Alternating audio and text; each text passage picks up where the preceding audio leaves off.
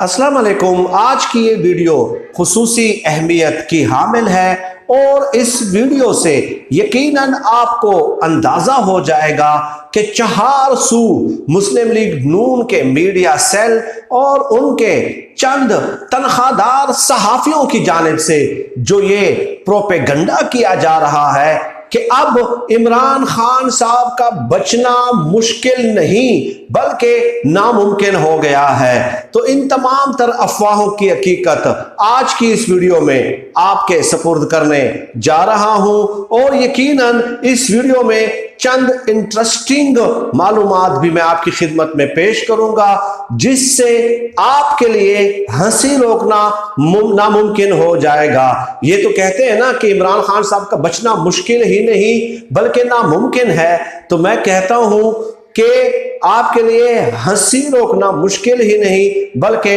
नामुमकिन हो जाएगा। चले वीडियो का आगाज ही उस मज़ाहिया पेशकश से करते हैं जो आसिफ अली जरदारी साहब ने चौधरी बरादरान से की है और आसिफ अली जरदारी साहब बिलावल के बारे में क्या ख्यालात रखते हैं।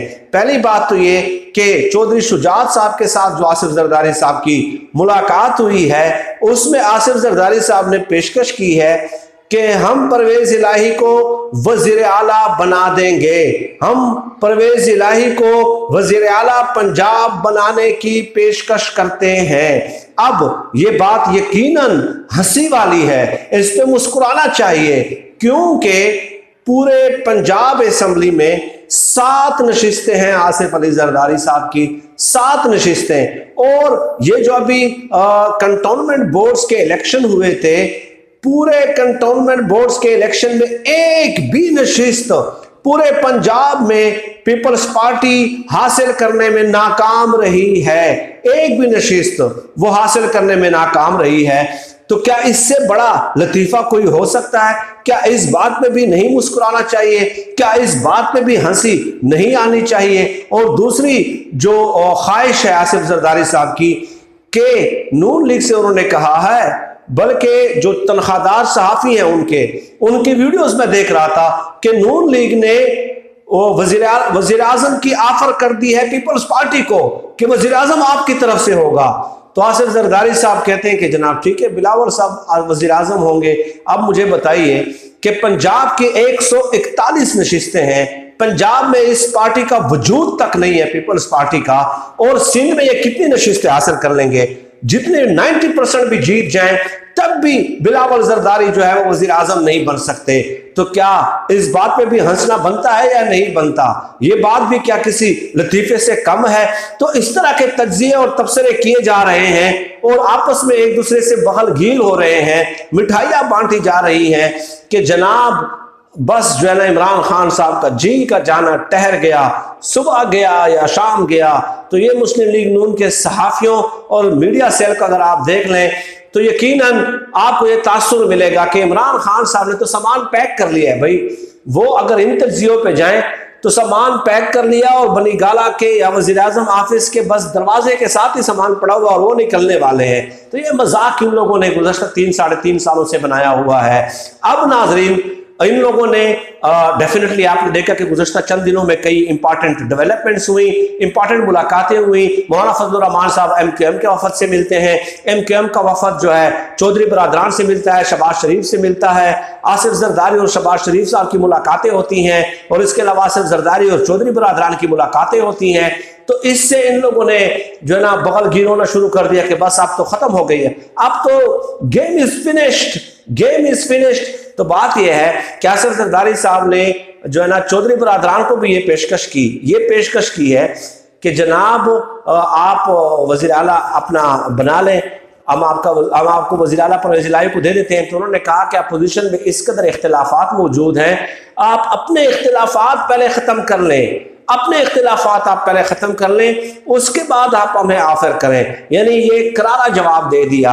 अब मोहम्मद मालिक साहब का प्रोग्राम है, कल का प्रोग्राम आप देख सकते हैं, उसमें जो है कामिल अली आगा साहब थे और इसके अलावा फरूख हबीब साहब थे और चौधरी मंजूर साहब थे। ये प्रोग्राम आप देख लीजिएगा। उसमें कामिल अली आगा साहब से जब सवाल किया गया तो कि आया वाकई क्या एस्टेब्लिशमेंट न्यूट्रल हो गई है। तो कामिल अली आगा साहब जो PMLQ के मोस्ट सीनियर रहनुमाओं में उनका शुमार होता है, उन्होंने कहा कि बात यह है कि अगर तो एस्टेब्लिशमेंट न्यूट्रल हो गई है तो आने वाले दिनों में PTI के लिए यकीनन मुश्किलात देखने को मिलेंगी। और इसके अलावा कामिल अली आगा ने कहा कि हमें महंगाई पे तहफ़्फ़ुज़ात हैं और बहुत सारी चीज़ों पे तहफ़्फ़ुज़ात हैं, हुकूमत को वो मसाइल हल करने चाहिए। तो फिर मोहम्मद मालिक साहब ने सवाल किया कि क्या आप हुकूमत का साथ देंगे? तो उन्होंने कहा कि आईनी मुद्दत की तकमील तक यानी कि 5 सालों तक हमारी हुकूमत के साथ कमिटमेंट है, हम हुकूमत का साथ देते रहेंगे और हुकूमत का साथ अहम बात उस वक्त तक देंगे जब तक रियासत हुकूमत के साथ खड़ी है, जब तक रियासत हुकूमत के साथ खड़ी है, जब तक यानी कि मुक्तदर हल्के हुकूमत के साथ खड़े हैं। तो वो बांगे दो हल खुलकर ढटकर ऐलान कर दिया है कि जब तक एस्टेब्लिशमेंट उनके साथ है हम साथ देते रहेंगे। यानी इसका मतलब क्या हुआ कि हमें एस्टेब्लिशमेंट की तरफ से कोई ऐसा इशारा नहीं मिला। चौधरी कामिल अली आगा के बयान का मतलब ही यही है कि हमें एस्टेब्लिशमेंट की तरफ से ऐसा कोई इशारा नहीं मिला कि आप इमरान खान साहब से हट जाएं। तो उसके बाद फिर सेकंड सेगमेंट में शायद खान अब्बासी साहब मौजूद थे मोहम्मद मालिक साहब के प्रोग्राम में। तो यही कामिल अली आगा का बयान मोहम्मद मालिक साहब ने शायद खान अब्बासी को सुनाया। तो शायद खान अब्बासी ने कहा कि PMLQ तो बनी ही इसलिए थी कि जिस हुकूमत के साथ रियासत होगी ये उसी हुकूमत के साथ होंगे। तो मोहम्मद मालिक साहब ने कहा कि मिक्स्ड सिग्नल्स आ रहे हैं इत्तेहादियों की तरफ से, कोई समझ नहीं आ रही कि कौन हाँ कर रहा है कौन ना कर रहा है, और PMLQ की तरफ से भी मिक्स्ड सिग्नल आ रहे हैं। ये मोहम्मद मालिक साहब ने सवाल किया शायद खान अब्बासी से। तो शायद खान अब्बासी ने कहा कि PMLQ की तरफ से तो मिक्स्ड सिग्नल आ ही नहीं रहे, उन्होंने तो चिट्टा इनकार कर दिया है, साफ इनकार कर दिया है। ये कल का प्रोग्राम है, तकरीबन 13 मिनट से लेकर 20 मिनट तक के दरमियान ये सारी बातें हुई हैं। तो ये जो खुशफहमियां इन लोगों ने अपने आप में बांध ली है और सुहाने ख्वाब देख रहे हैं, तो उनकी हकीकत कोई नहीं है। बिलीव यू मी, कोई ऐसी खबर नहीं है ज़राए के हवाले से कि तहरीक अदम एतमाद ये पेश करने वाले हैं। बस अगले मंजर हुकूमत इलेक्शन के लिए डेफिनेटली सियासी जुमातें हैं और माजी में ये हिस्सेदार रहे हैं, तो उसके लिए एक नया अमल तैयार कर रहे हैं ताकि किसी की भी हुकूमत आए तो हर एक को उनका हिस्सा बकदरे जुस्सा मिलता रहे। तो ये चंद डेवलपमेंट्स थी। PMLQ ने, चौधरी बरादरान ने वाज़ेह तौर पे इनकार कर दिया है। आसिफ जरदारी को क्लियर कट जवाब दे दिया है कि आप हमें वज़ीर आला की पेशकश न करें, मेहरबानी करके अपने सफ़ों में इत्तेहाद पैदा कर ले। और यार ये क्या इत्तेहादियों की बात करते हैं आप, मुझे बताइए। 57 नशिस्तें हैं सेनेट में अपोजिशन की और 42 हुकूमत की है। इसके बावजूद भी स्टेट बैंक का तरमीमी बिल हुकूमत ने 42 होने के बावजूद भी पास करा दिया है। तो ये इत्तेहादियों को क्या संभालेंगे? ये पहले अपने आप को तो संभाल लें। अक्सरियत तो इनकी है भाई, अक्सरियत तो इनकी है, उसके बावजूद भी ये हार जाते हैं। तो ये तहरीक अदम एतमाद इत्तेहादियों के बलबूते पे पेश करेंगे, अपने ही लोग इनके गायब हो जाते हैं, अपने ही लोग। इत्तेहादी तो उनके हक में वोट दे नहीं रहे ना। 57 वाला कैसे 42 वालों से हार सकता है? लेकिन हार गया। जो बिल हुकूमत ने चाहे मंजूर कराए हैं सेनेट से भी और कौमी असम्बली से भी, ठीक है, सेनेट में तो इनकी अक्सरियत है, फिर भी हुकूमत ने हर बिल मंजूर कराया है। तो आप अपने घर को तो संभाल लें, इत्तेहादियों को बाद में संभाल लेना।